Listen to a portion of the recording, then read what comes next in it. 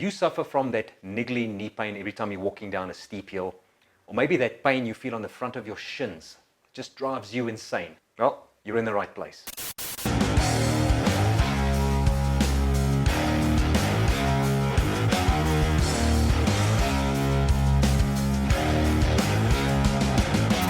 Hi, my name is Marius Visser. I'm a biokineticist at the Namibian Oncology Center, and today I'm going to show you 3 stretches and 1 strength exercise that's not only going to help you alleviate that knee pain and or shin pain, but also get you back walking stronger than ever before. So before we get started, it's always a good idea to speak to your healthcare provider first, just to give you the all clear for exercise. Having said that, knee pain can stem from many different sources. We don't know, everybody's knees are different. It could be from weak muscles, could be from tight muscles, could be from poor control at the hip, knee, patella, your kneecap could be moving around when it's not supposed to move around. So having said that, my principles are always mobility, stability, and then strength, in that order, and that is what we are going to do today. So I'm going to show you the 3 stretches that I use and the 1 strengthening exercise that's going to take care of the stability and strength part. So the first one is a simple quad stretch, so we can find ourselves a wall, obviously for balance and safety purposes first. We're going to grab and hold on to anything. It could be a chair, it could be a wall, and we're going to pick up our foot and we're going to just drag our knee so that it is in line with our body. We don't want the knee to be out in the front like this. You might not feel the stretch. I want you to see whether you can hold on to the ankle and just push your heel back towards my backside. And so I can see that I'm actually straightening my knee, hip, and shoulder. It's in the same line. And we hold for 30 seconds. Now you might feel slight discomfort. Maybe it's around the knee. Maybe you're actually replicating the pain that you're actually feeling when you're walking downhill. That's okay. We can just ease off the stretch a little bit.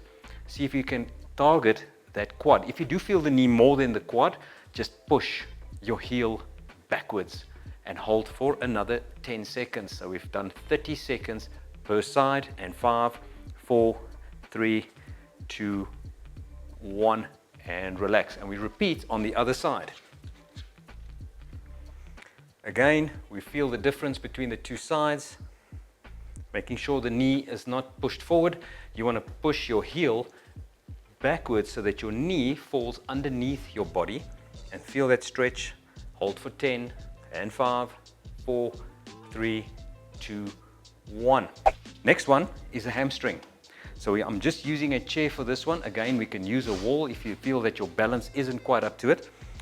Place our heel on the chair, pull your toe up towards your shin, and then keep a nice upright body posture with a straight knee, and just slightly tilt forward from the hips, and already you should be able to feel a pull in the hamstring. I don't want you to lean forward and bend out of the spine. You're just going to keep yourself nice and upright, and then tilting the pelvis forward. And oh boy, can you feel that stretch. And hold for another 10. Again, holding it for 30 seconds per side. That's 5, 4, 3, 2, 1. You can also take a deep breath in, breathe out, and actually just feel yourself sinking into that stretch. And you actually gain a few more inches. And let's change to the other side. 30 seconds. Same thing. Straighten the knee, pull up the toe towards the shin, and hold on to something if you want. Take a deep breath in and lean forward while you're breathing out. Feel that hamstring pulling. Continue the breathing in and out. Every time you breathe out, I want you to feel you gaining a little bit more flexibility, and hold for 10 and 5, 4, breathing, 3, 2, 1, and relax. And the last one we're going to be stretching is the calf muscles. So we find ourselves a wall, place our hands on the wall, and put our one foot behind us, foot in a straight line with the heel pressed into the floor. And then drawing that hip downwards towards the floor, and we hold this position. So those are the 3 stretches you're going to be doing, and now let's get to the strengthening. So you're going to be standing up against the wall, feet approximately 6 inches away from the wall. I'll say I'll give it my foot length, which is a size 8.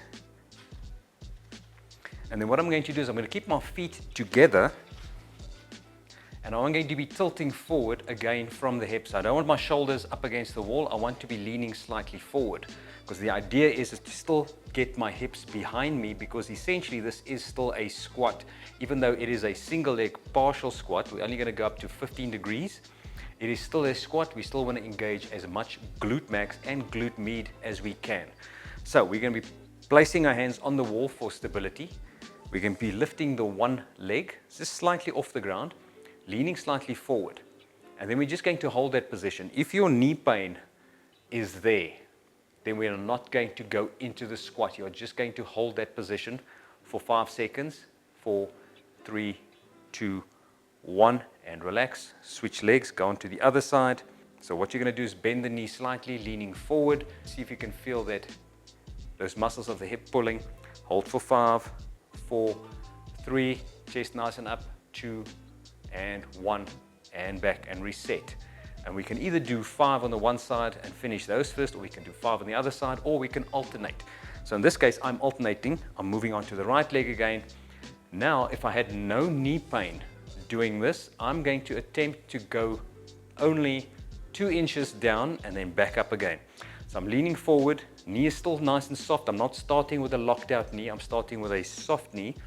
I'm lifting up my opposite leg, I'm leaning forward, and I'm going down just 2 inches. That's enough. I'm staying with the pressure on my heel. My toes are actually up off the floor. And then I'm pressing out. Not completely straight, up to the point where I've started. And again, breathe in, lean forward, just 2 inches drop, 15 degrees, and breathe out. And as I'm moving, I want you to also look down and look at your knee. Your knee should be pointing towards the outside of your little toe. It should not be pointing towards the big toe. That means that your knee has caved in or is rotated inwards. That is the part of the stability we want to correct. So I want you to think about moving down, and if you see your knee cave in, I want you to push your knee out slightly. Again, feel if you can replicate the pain. If you don't have any pain, that is good. If you're getting the pain now, maybe you have to minimize that 2 inches to maybe 1 inch. And relax. I can feel my right glute burning. That's how hard this has worked. I'm not even feeling my quads at this point. I'm only feeling my hip muscles. Some of you might feel the quads. That is okay. We are strengthening and stabilizing both of the movements. When we're pressing through the heel, it is very important that you don't pronate the foot or push with the toes or the front part of the foot and lift the heel. I want you to keep that contact on the heel, and it's almost as if you want to pick up your toes and your front foot off the floor, almost like doing this just off the heels. Because we want to strengthen the tibialis anterior on the front of the shin as well, but it's not necessary for you to pick up the foot completely yet. So now let's go on to the left side. Again, I'm leaning forward, I'm tilting out of the hips. I've got a lower back that is hollow, chest is up, pushing my bum into the wall, sliding down only 2 inches. I'm looking down. I'm not bending down, I'm just glancing down, making sure that my knee is in line with the outside of my small toe. It's not caving in, and then I'm pressing out. And again, breathe in, check, and breathe out. Okay, breathe in, check, and breathe out. And only 5, very partial. I'm only going down 2 inches. Breathe in, check, and breathe out. And let's go one more. Breathe in, and check, and breathe out, and relax. Well done. We rest, and we repeat that another set. And there we go. 3 stretches and 1 top strengthening and stability exercise to stop that knee pain from you walking downhill. If you like this video, please hit the like button, hit the subscribe button. Also, leave a comment down below and tell me how your knee exercises are going. See you next time.